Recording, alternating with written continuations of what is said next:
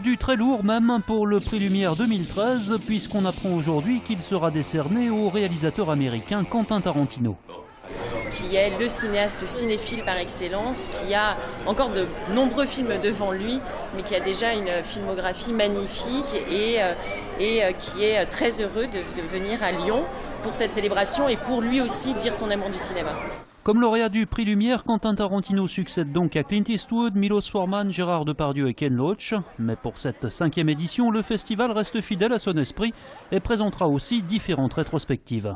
Notamment une grande rétrospective consacrée au cinéaste suédois Ingmar Bergman, qui est due à la restauration de sa filmographie, de tous ses films, qui permettra de revoir ses films dans des copies magnifiques et donc dans d'excellentes conditions. On fait aussi une rétrospective sur les films d'Henri Verneuil. Ça, c'est le côté cinéaste populaire des années 50, 60.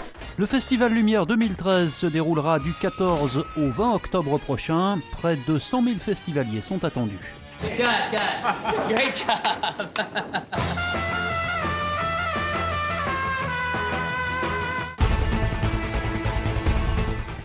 Le procès de la violence et du racisme, 2 sympathisants du GUD comparaissaient aujourd'hui devant le tribunal de grande instance de Lyon. Dans la nuit du 17 mai dernier, ils ont violemment agressé 4 jeunes qui rentraient chez eux au motif que l'une des jeunes filles était asiatique. Pour la partie civile, le caractère raciste ne fait aucun doute. Il ne faut pas oublier qu'au moment des premiers coups, l'un des agresseurs va dire à l'une des victimes qu'il est un traître à la patrie parce qu'il a une concubine asiatique. L'un a eu la pommette fracturée, il a aujourd'hui des problèmes à l'œil, le second a perdu 2 dents. Donc des coups extrêmement violents qui ont provoqué des pertes de connaissance pour les 2 garçons. Les 2 filles, elles, n'ont pas été frappées. SOS Racisme et la LICRA se sont aussi constituées partie civile. Les associations dénoncent la montée de la violence de la part des groupuscules d'extrême droite, particulièrement à Lyon. La défense, elle, crie à la récupération politique. On fait des amalgames qui sont absolument détestables. Quand on vous donne, pour justifier une défense, une liste peut-être de 500 infractions diverses qui ont pu être imputées à des mouvements d'extrême droite sur tout le territoire national et qu'on vient dans le cadre d'un procès individuel le mettre en exergue, ça je crois que c'est tout à fait détestable. Ce soir, le procureur a requis 18 mois de prison, dont 8 avec sursis pour le premier agresseur, 16 mois, dont 8 avec sursis pour le second. Les personnels des CIO, Centres d'information et d'orientation, étaient en grève ce jeudi. Sur les 180 fonctionnaires que compte l'académie, environ 80 d'entre eux se sont retrouvés ce matin devant les grilles du rectorat de Lyon. Ce dernier projetterait de fermer 4 centres d'ici à fin 2013. On dit que dans l'éducation nationale, on est un ministère préservé. C'est faux sur le terrain puisque tout ce qui est service d'orientation, surveillance dans les établissements, on supprime des postes.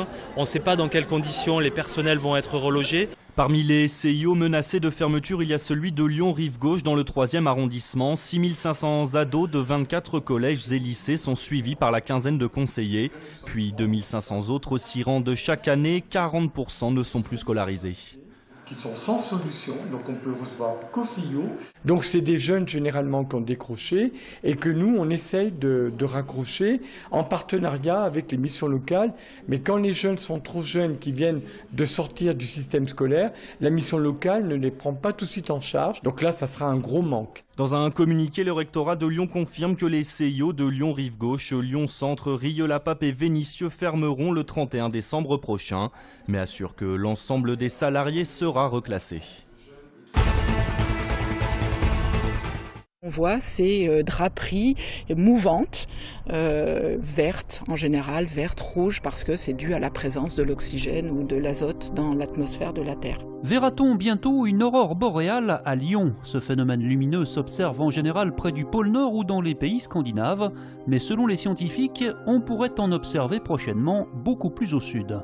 Il y a effectivement des données qui laissent penser que les aurores peuvent arriver jusqu'au niveau des latitudes 45 degrés, puisque Lyon est à peu près à la latitude 45 degrés. Et oui, effectivement, ça peut arriver. C'est déjà arrivé, hein, c'est arrivé à plusieurs reprises. Les aurores boréales sont provoquées par des tempêtes magnétiques dans le Soleil et celui-ci connaît en ce moment une période d'intense activité. Le Soleil a un cycle d'activité de 11 ans qui est très bien connu, au cours duquel il passe passe par une phase très active, puis par une phase beaucoup plus calme. On est en ce moment à peu près dans le maximum de sa phase d'activité. Donc il a des éjections comme ça, des colères plus importantes en ce moment qu'à n'importe quelle autre période de ce cycle. Outre les aurores boréales, les colères du soleil peuvent aussi avoir des incidences sur les systèmes de communication. Les opérateurs de TNT et de téléphonie mobile ne se montrent cependant pas inquiets. 80 lieux publics et plus de 270 artistes. Demain, Lyon vivra au rythme de la fête de la musique. Et ça commencera dès midi avec l'Orchestre National de Lyon en live au centre commercial de la Part-Dieu. En fin d'après-midi, batucada et fanfare animeront les entrées des principales stations de métro.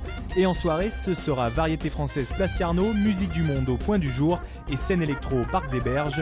Bref, il y en aura pour tout le monde. Le programme en détail sur fêtedelamusique.lyon.fr.